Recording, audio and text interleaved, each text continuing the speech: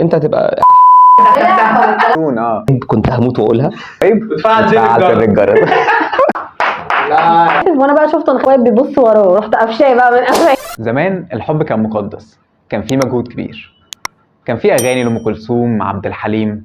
بس دلوقتي السوشيال ميديا والواتساب. والمشكله مش هنا، المشكله ان السوشيال ميديا رفعت سقف التوقعات.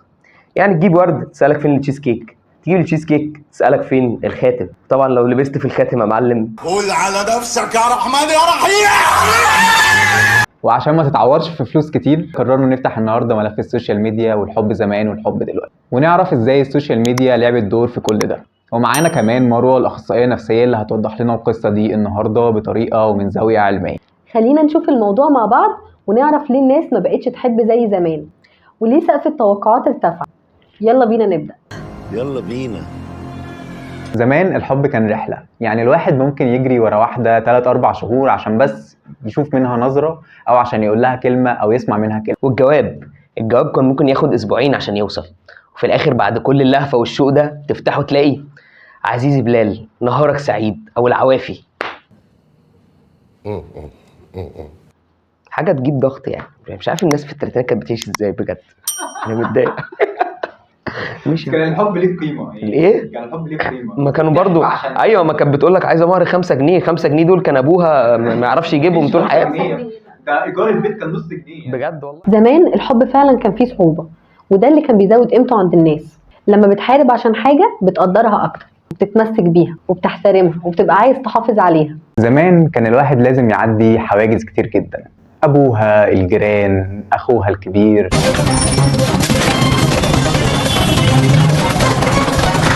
ولو عديت كل ده اللي بتكسبه 3 ثواني 4 ثواني كلام. ولو حصلت مشكله بينكم مفيش بلوك ولا انفولو ولا تقل، لان انت هتبقى ركز بياكل صحابه. ولو حصلت مشكله مفيش بلوك او انفولو، تفضل تعافر تعبان بالساعات وبالايام عشان بس تحاول تراضيها او تصالحها، وهي كمان نفس الكلام، لحد ما القريبين منكم انتوا الاثنين يحاولوا يصالحوكوا على بعض. ده لأن العلاقات زمان كانت بتتبني على التواصل الحقيقي، وما كانش فيه خيارات كتير زي دلوقتي، فكانت العلاقة مصدر حقيقي للأمان النفسي. على عكس دلوقتي خالص، في واتساب، في انستجرام، في ستوري، في ان انا اخش اكلمها بكل الطرق الممكنه. بتضيفها على فيسبوك او تنزل ستوري وتشوفها، تنزل ستوري وتعملها ليها لوحدها، الحركه اللي احنا بنعملها دي. تنزل ديت، كل حاجه دلوقتي بقت سهله. بس السهولة دي مش معناها ان العلاقات بقت اقوى، بالعكس السوشيال ميديا خلت العلاقات تبقى بتنتهي بسرعة وسطحية، عشان كل الناس بتدور على الكمال وعايزة تقلد بعضها زي اللي بيشوفوه اونلاين. المشكله ان السوشيال ميديا زي ما سهلت علينا حاجات كتير، هي بوظت الحكايه جدا. يعني تكون سكرول داون كده على فيسبوك وتشوفي مثلا بوست جوزي هداني او جوزي جاب لي هديه عربيه مش عارف ايه وبتاع. والاسوأ ان كله بيبقى تمثيل، يعني ممكن اللي جايب العربيه يبقى سالف فلوسها وانت مش عارف حاجه. طبعا انت بتشوفي الكلام ده بتفتكري ان ده الطبيعي او ده العادي، ما تعرفيش اللي ورا الكواليس، ما تعرفيش ان العربيه دي ممكن تكون جايه بس للشو، ان هي تتصور، ان الفيديو بس يتصور ويتعمل ويجيب مشاهدات. تبداي تسالي نفسك او تبدا تسال نفسك انا ليه مش كده، انا ليه مش زيهم. وده اللي بنسميه في علم النفس التوقعات غير الواقعية. الناس كلها بتبدأ عايزة تقلد السوشيال ميديا وتحط توقعات عالية لشكل العلاقة، وبالتالي ما بتبقاش مبسوطة في الآخر، وتنسى بقى تستمتع بالحب نفسه وبشكل العلاقة والاهتمام والأمور التانية المرتبطة بيها.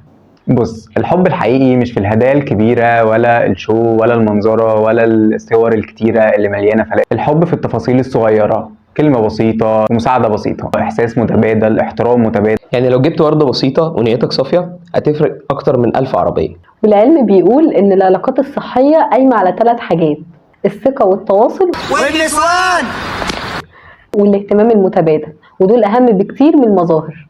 مش لازم نرجع للحب اللي كان فيه الجواب بياخد أسبوعين عشان يوصل، ولا للحب اللي كله فلاتر بتاع دلوقتي الفيك. المهم نفهم إن العلاقة الحقيقية مش في المظاهر بس في المضمون. عندك السوشيال ميديا استخدمها بحكمة، مش كل حاجة لازم نعمل لها نصورها أو نعمل لها شير. ما ينفعش حياتك تبقى على المشاع، لا حياتك الاجتماعية ولا حياتك العاطفية، وما ينفعش نشارك لحظاتنا الحلوة أو الوحشة على السوشيال ميديا، لأن السوشيال ميديا مش حياتك. مش وانت بتجيب حاجة تصور على السوشيال ميديا، مش وانت طالع تصور على السوشيال ميديا، مش وانت نايم تصور على السوشيال ميديا. ازاي بقى؟ انا عايز حضرتك تقنعني ازاي. والوعي هو الحل، ولازم نبقى عارفين ان السوشيال ميديا هي مجرد أداة ومش معيار لنجاح العلاقة.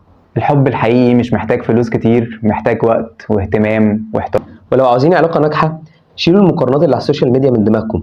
مفيش حد شبهك ولا شبه التاني، مفيش حد حياته شبه التاني، مفيش حد ظروفه الاقتصادية والاجتماعية شبه التاني. خليكوا حقيقيين وعيشوا الواقع بتاعكم، ممكن تقدروا تخلوه جميل بشكل ألطف، بس ابعدوا عن المقارنات تماما لأنها بتخرب أي علاقة. وافتكروا دايما ان الحب مش معناه الكمال، عمرك ما هتلاقي حد كامل في كل صفاته وكل مميزاته، بالعكس انت لما تحب حد لازم تحبه بعيوبه ومميزاته، وانك تكون معاه وقت الفرح والحزن. وافتكروا ان الحب مش معناه الكمالية، عمرك ما هتلاقي حد بكل مميزات اللي انت عايزها، لكن نتقبل بعض بالمميزات والعيوب. يعني باختصار ما تقارنش شريك حياتك بأي حاجة بتشوفها على فيسبوك أو انستجرام علشان ما تخسرش نعمة وهي الرضا.